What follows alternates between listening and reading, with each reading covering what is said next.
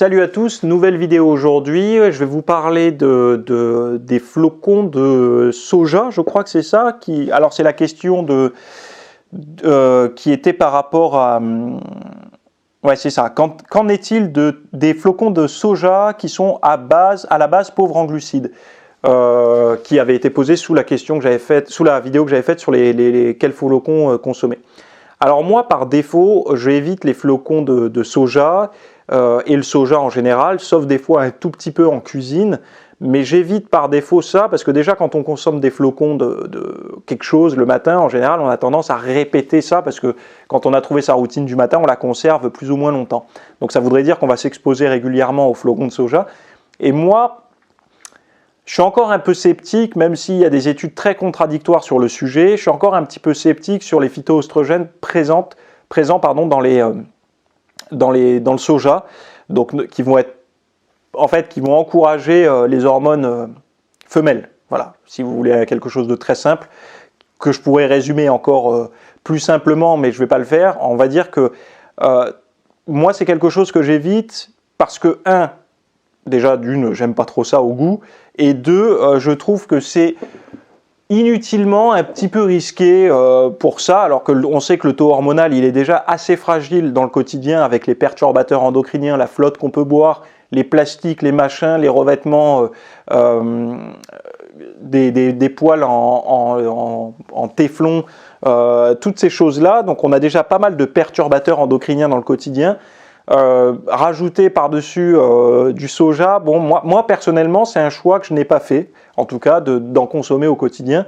Je me limite à en consommer un petit peu en cuisine de temps en temps. Quand je veux me faire un petit plat en sauce, je vais acheter de la crème soja bio pour me faire un petit truc sympa à la place de mettre de la crème fraîche, mais ça va être quoi? Ça va être une fois, 2 fois, 3 fois par mois maximum. Mais après, dès qu'il s'agit d'avoir une forme de récurrence de consommation de ces flocons-là, ou même du soja, quelle que soit la forme, ça me plaît pas. Alors il y en a qui vont me dire non, mais tu mélanges graines de soja, pousses de soja, c'est pas la même chose, il n'y a pas autant. Ouais, mais bon, avec les plantes, malheureusement, on découvre des choses un petit peu tardivement des fois, et moi je préfère rester à l'écart de ça. Je vous encourage pas à le faire forcément, sauf si vous jugez que vous avez un statut hormonal qui est un petit peu déréglé et que vous consommez du soja, bah, ça peut être une bonne idée de les éviter. Après, tu me disais que c'est bas en glucides. Ben moi, quand c'est bas en glucides, je préfère, tu vois, prendre autre chose, quoi. Parce que manger des flocons pour manger des flocons, moi je me dis, si je mange des flocons, c'est pour avoir des glucides. Donc manger des flocons pour pas avoir de glucides, c'est juste en fait pour essayer de se caler un petit peu.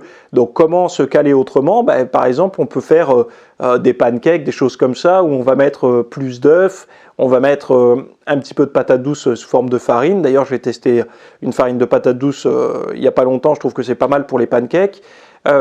On peut essayer de travailler autrement que d'utiliser ça, quoi. Donc voilà. Et puis on peut encore passer sur du son d'avoine qui va être beaucoup plus fibreux, etc. Donc entre guillemets plus indigeste, et ce qui fait le côté indigeste fait que on va attirer moins de calories, il va y avoir moins de charge glycémique et un index glycémique plus faible. Donc voilà, on peut plutôt travailler avec ce genre de choses. Et puis encore, ces protéines du soja, ça reste des protéines végétales, hein. Donc bon, il y a des gens qui arrivent à en tirer quelque chose. Moi personnellement, les protéines végétales, passer les 2-3 repas par semaine 100% vegan, entre guillemets, comme j'ai fait hier soir avec des falafels fait maison avec des pois chiches et tout, non, je suis pas fan. Je suis pas fan. Enfin, c'est pas que je suis pas fan, c'est que mon corps n'est pas fan. J'y peux rien en fait. Dès que je mange que de la protéine végétale, je sens que je fatigue très vite. Donc voilà pour ma réponse à ta question. Je reste disponible pour les autres. Si vous en avez, vous les mettez en commentaire. On se dit à jeudi prochain. Bye.